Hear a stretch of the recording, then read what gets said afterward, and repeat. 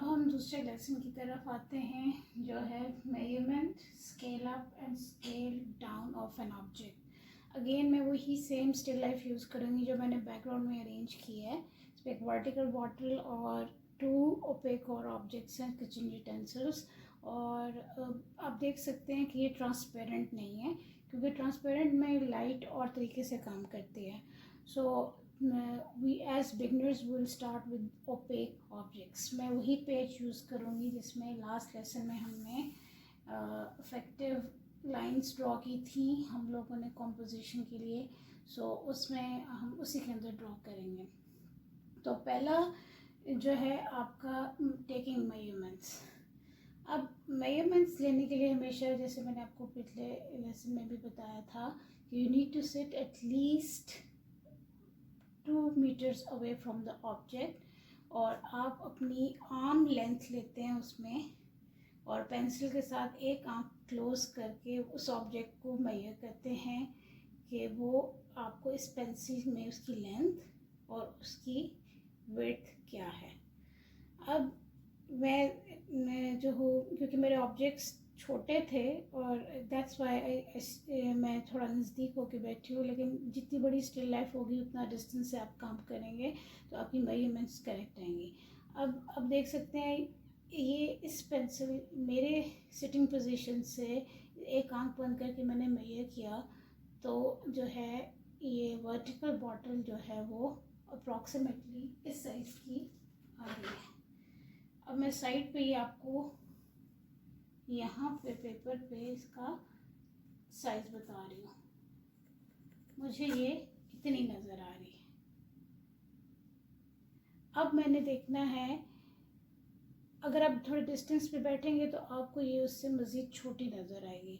सो हम इस पेपर के मुताबिक हमने इसको कितना अरेंज करना है। सो ये इसका डिस्टेंस है। अगर मेरा पेपर बड़ा है तो डेफिनेटली मैं इसका एक स्केल डिफाइन कर लूँगी। इसका एक स्केल डिफाइन करके इसको मैं इक्वेट कर लूँगी। सपोज़ ये इतनी है तो इसको मैं स्केल अप करके इस लेंथ पे ले आऊँगी according to the size of my canvas.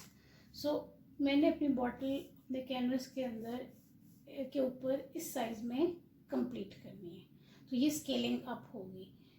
Suppose मेरे ऑब्जेक्ट्स बड़े हैं और मेरा पेपर छोटा है एंड मेरी मेजरमेंट इतनी आई है और मेरी शीट इससे हाफ है, सो डेफिनेटली मैं इस मेजरमेंट को जो मुझे दिखाई दे रही है उसको पेपर पे इस मेजरमेंट के इक्वेट कर लूँगी।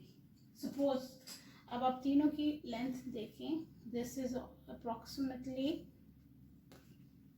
7 इंच, जो ओरिजिनल मेरी वो 4 इंच आई है, और दिस इज़ अप्रॉक्सीमेटली 2.5 इंच।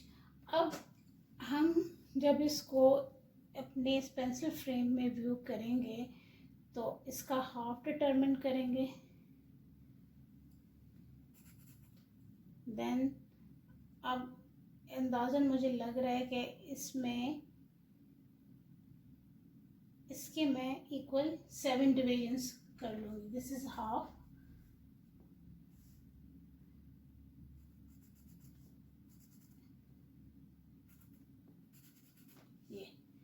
ये मैंने इसको इक्वल 7 डिविजन्स में डिस्ट्रीब्यूट कर लिया। अब मैं देखूँगी इसकी नेक कहाँ ख़त्म हो रही है। तो इसकी नेक अप्रॉक्सीमेटली फर्स्ट डिवीजन पे ख़त्म हो रही है, तो ये इसकी नेक की प्लेस होगी। अब जो मिडल लाइन मैंने ड्रॉ किया है, this is the imaginary line that is drawn in the middle of the object. तो उसकी मिडल से मैं वन साइड इसकी विड्थ ले लूँगी, जो कि यहाँ पे जो मेरे ओरिजिनल स्केल से थोड़ी सी ज़्यादा है। जो मैंने 7 डिविजन्स की थी 1.5 आ रही है, तो मैं इसको यहाँ से लाइन लगा लूँगी यहाँ। सो ये आ गई half side of the width of our bottle, और it is going all the way down since it's straight. ये स्ट्रेट बॉटल है, सिलेंडर टाइप, इसमें कोई कर्व नहीं है। जहाँ पे अगर कोई ऐसा ऑब्जेक्ट हम ड्रॉ करेंगे कि जिसमें कर्व है, कर्वी पोजीशन है, तो वहाँ पे हम जहाँ से कर्व स्टार्ट होगा वहाँ हम उसकी वेट दोबारा लेंगे और वो हमारे डिवीजन के किस सेक्शन में लाई करिए हम ये देखें। अब ये देखें,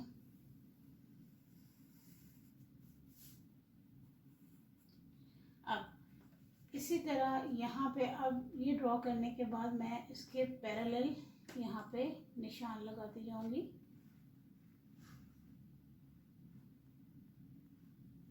यहाँ पे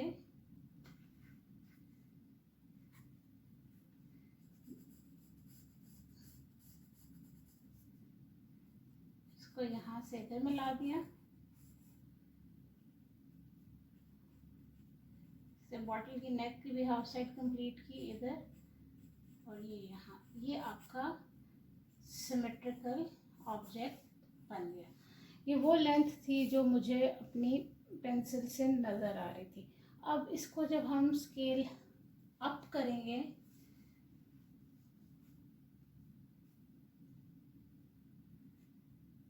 तो इसी तरह ये जो हमारी लेंथ थी उसका मिडल लिया, देन 2 इक्वल डिविजन्स, ये इसकी बॉटल की जगह हो गई,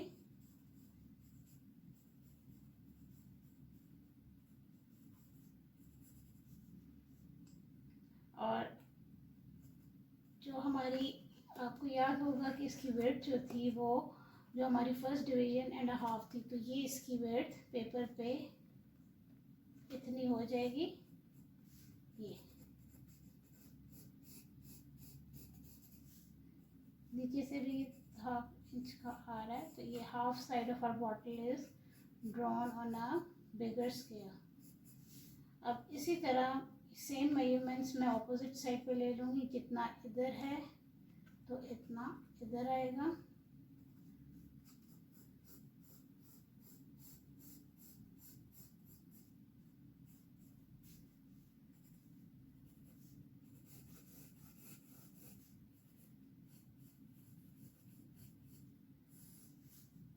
ये आपकी बॉटल स्केल अप हो गई।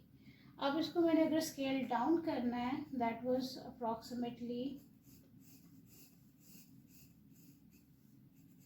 सपोज ये स्पेस है, अगेन मैं इसका हाफ लूँगी, इक्वल डिविजन्स, ये बॉटल की नेक यहाँ पे आ गई, हाफ साइड में ये 1.5 मेजरमेंट्स थी इसकी, वो अप्रॉक्सीमेटली इतनी बन रही है।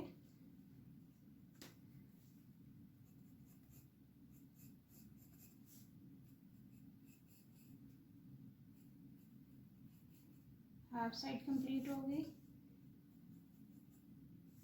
सिमिलरली हम इक्वल डिस्टेंस लेंगे इस साइड भी और इस साइड भी,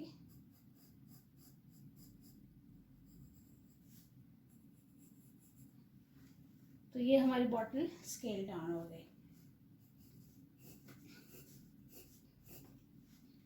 सो ये होती है basically scaling up and scaling down and taking measurements of the objects. अगर अब देखिए मेरे 3 ऑब्जेक्ट्स हैं बैकग्राउंड में, अब मैं उसी लेंथ से, और अपनी कभी बाजू को छोटा नहीं रखना, बाजू को सीधा स्ट्रेच करके एक आंख बंद करके आपने देखना वो ऑब्जेक्ट कितना आपको नजर है। सिमिलरली अब जो एक और ऑब्जेक्ट है उसको मैं देखती हूँ, और उसके साथ मैं ये देखूँगी with the proportion of the vertical object कि ये उसकी कौन सी डिवीजन में लाई कर रहा है। तो जो मुझे नज़र आ रहा है इसमें, ये जो इसकी प्लेसमेंट है वो अप्रॉक्सीमेटली इस जगह पे ये ख़त्म हो रहा है, और नीचे से ये तकरीबन 1 मोर डिवीजन यहाँ, तो ये इसकी प्लेस होगी। अगेन इसके लिए मैं एक वर्टिकल लाइन इमेजिनरी जो, क्योंकि ये सिमेट्रिकल ऑब्जेक्ट है, तो मेरा जो है कप जो है दूसरा प्याला वो इसमें ख़त्म हो जाना चाहिए। अब मैं थोड़ा ऊंचाई से बैठी हूँ तो मुझे इसका ओपन एरिया ज़्यादा नज़र आ रहा है, मेरे आई लेवल पे नहीं है। सो मुझे जो इसका हिस्सा नज़र आ रहा है, इसकी जो मिडल लाइन लगाऊंगी मैं, मुझे इसकी इनर साइड जो है वो इस अप्रॉक्सीमेटली इसकी मिडिल लाइन में नज़र आ रही है। तो ये, और इसकी मैंने एक और दरम्यान में मिड लाइन ड्रॉ की। अब मैं इसकी विड्थ चेक करूँगी। इसकी जितनी इसकी हाइट है मिडिल से उतनी उसकी विड्थ है। ये मिडिल लाइन होगी इसकी। यहाँ से ये ऐसे लिया मैंने, ये सेम ऑपोजिट यहाँ तक ये पहला आ रहा है। यहाँ पे ये इसका सर्कल ड्रॉ हो गया। अब मैंने नीचे से इसकी मिडिल से नीचे जहाँ ये फिनिश हो रहा है वो इतना आ रहा है यहाँ पे। तो इसका कर्व ऐसा होगा। यहाँ से मैं इसको इक्वली ऑपोजिट साइड यहाँ पे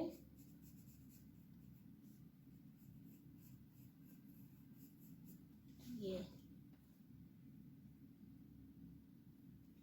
So this is the way to take proper measurements of different objects. अब नेक्स्ट लेसन में मैं आपको बताऊंगी कि एक प्रॉपर ऑब्जेक्ट को ड्रॉ कैसे करना है। यहाँ पे मैं ओरिजिनली इसकी कंपोजिशन को फॉलो नहीं किया क्योंकि मैं measurement scaling up and scaling down आपको बता रही थी।